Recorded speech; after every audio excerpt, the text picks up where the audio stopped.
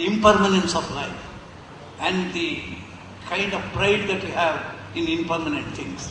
They have already won a battle against people who take pride in their birth, etc. Okay? So it is turning metaphysical now in my language. I am sure it is happening in many other languages. It has a philosophical content. The second question. My second question is that though we have a genre called Dalit literature presenting the issues and the reasons of their backwardness, does it cut eyes in the correct sense that this literature help to solve the problems of Dalits at least in the nearest future? I wouldn't say that any literature helps, but if it makes the Dalits' self-respect grow, that's one step. I have written a piece once, say a Dalit who used to come to my house to clean the toilet. If he comes with a newspaper with him, I think I may suddenly find everybody who reads newspaper should not be clearing my shit. It produces immediate. Many times, we got them to do certain things because they did not bring forth their self-respect, except in the kind of self-respect that Ramaya had. That's why I told you 2 stories of Ramaya, who said, we survived like this. When he said it so humbly, he is also making a comment on us. So Dalits have always had that. And I think this kind of literature enhances. But I should tell you, now quite a few Dalits who have become middle class, who enjoy all privileges like we do, are also writing self-critically. It is a growing thing. There is a new kind of a tone in quite a few stories which I read now. Thank you. Thank you, sir. Well, we have a little more time, maybe 1 or 2 questions more. Yes, Mr. Well, the 2 great epics of India, Mahabharata and Ramayana, written by Dalits? No. I will tell you of one Mahabharata, not written by a Dalit, but by a Jaina. Because he is a Jain and not a Vedic person. He doesn't make Krishna the hero. He makes Arjuna the hero. He makes Arjuna the hero because he was serving a king and he could easily make his tribute to his king by making Arjuna the hero.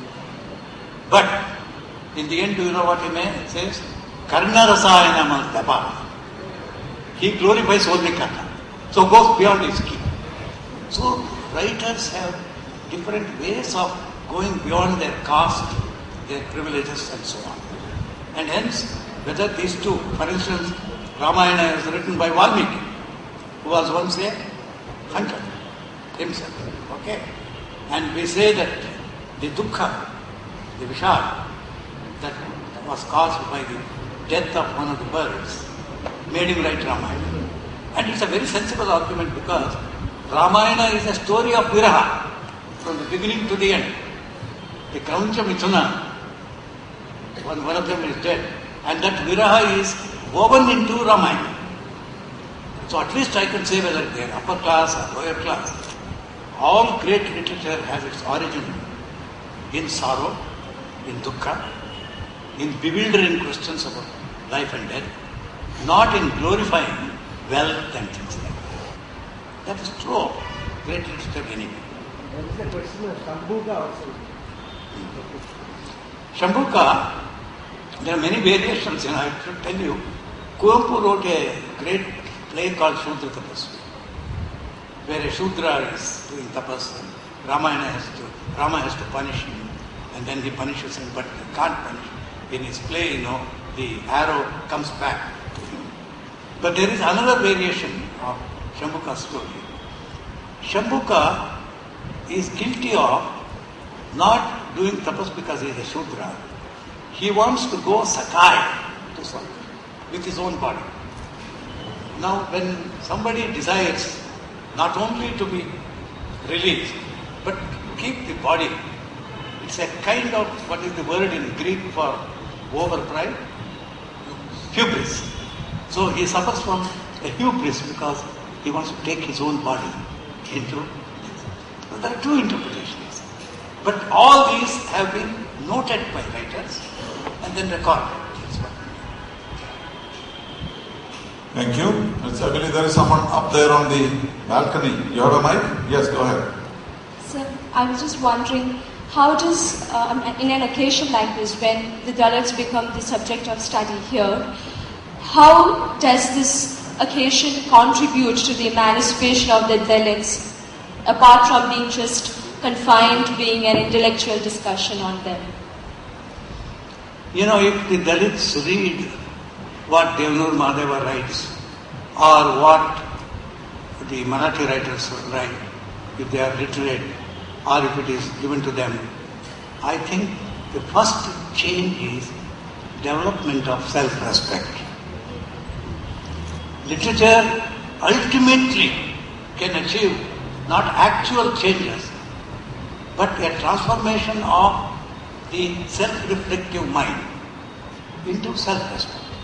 Don't you think it's a very big change when somebody who is so humiliated and suddenly has self-respect? No, sir, I was just asking how, in the current situation, when probably here, during this seminar, when the Dalit participation would be very feeble and negligible, how does a discussion on the Dalits would help them? Apart from creating probably an awareness about the Dalits, how does it actually help them? You know, if all of us feel a little ashamed of the way we treat Dalits, something has been achieved. Whatever group it is. Because my self-awareness liberates. You know, the Camus has this great story. The landlord who is beating his slave. The landlord beats the slave because the landlord thinks that he is just an animal. But the slave who is beaten wonders, how can another man beat me who is also human? So it is the slave who first recognizes that the master is also a human being. Whereas the master thinks the other is an animal. Who is more self-aware? The one who is beaten. This is the key to the growing of self-respect of the downtrodden. And when they gain that kind of self-respect, then there is a change. You know, all the criminals of England went to Australia. Now Australia is a kingdom. Okay? Yes, such transformations have taken place.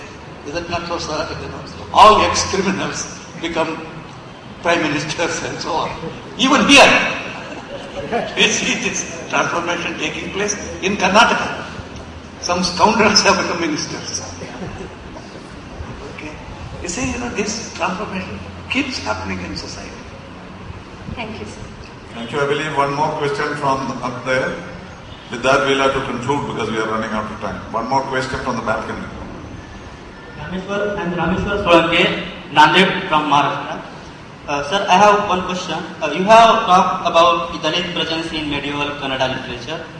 Do you think resistance and indignation are bad in Dalit literature? And you didn't mention medieval Dalit writers writing against oppression. I didn't understand the question. What is exactly the question? Sir, my question is, do you think resistance and indignation are bad in Dalit literature? The resistance is there. Not indignation in the sense of modern writers writing against oppression. But there is something greater than indignation because it shames you into recognition that Shiva's presence is not merely among the rich, because this man who is Allama is the old Allama of the 12th century. The new Allama carries a dead calf and a pot of toddy. So there is a recognition of the absurdity of the notion of the pure, which itself is a contribution to awareness. Second question. You didn't mention medieval Dalit writers writing against oppression. Who are they? I told you, one is Malamadeshwara and then is Mantaswami Prasanga. You do not exactly know who wrote it because the whole community creates this kind of material. This may be true of even Mahabharata. I had a friend who said it was not Vyasa who wrote, but it was a Vrutta. You know there is a connection between Vyasa, the radial, and Vrutta, the circle.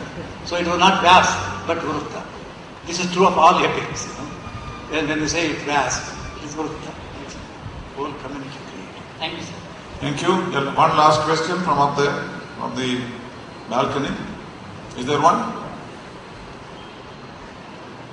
No? Conclude the discussion. Thank you, Professor Anandamurthy, for that cooperation and the way you have answered all the questions. Well, this is the time for us to release the book, Poetry at Midnight. May I invite the distinguished translator of the book, Sri Ravindran Nair, to come up on the stage. Well, you already heard about this book, the translation of almost the last poems of Dr. AyyappaPaniker. This was published as Pattamani Pookal, and Ravi in his Poetic Freedom has translated this as Poetry at Midnight, something like Freedom at Midnight. But apparently Dr. Paniker himself had approved of it. Well, I have known Ravi for about 50 years, I think half a century. When both of us were students at the University College, he was 1 year junior to me. That makes him much younger than me. But the interesting part of it is that he studied under Dr. Paniker after Kurukshetra, while I studied under him just before Kurukshetra. So 1960 was a very important landmark in the career of Professor Paniker. So we went through those 5 years there. But when Ravi spoke to me about the book, what surprised me most was that he had the courage to translate Dr. AyyappaPaniker into English during his own lifetime. But then he told me the story how it happened, because this is like somebody translating Tagore, somebody retranslating Gitanjali into English or something like that. Because Dr. Paniker was very capable of translating his own poetry into English, and he did that several times. But then he told me this interesting story. This is because Ravi has refused to speak, that is why I am speaking. So, his son wrote an article in the Indian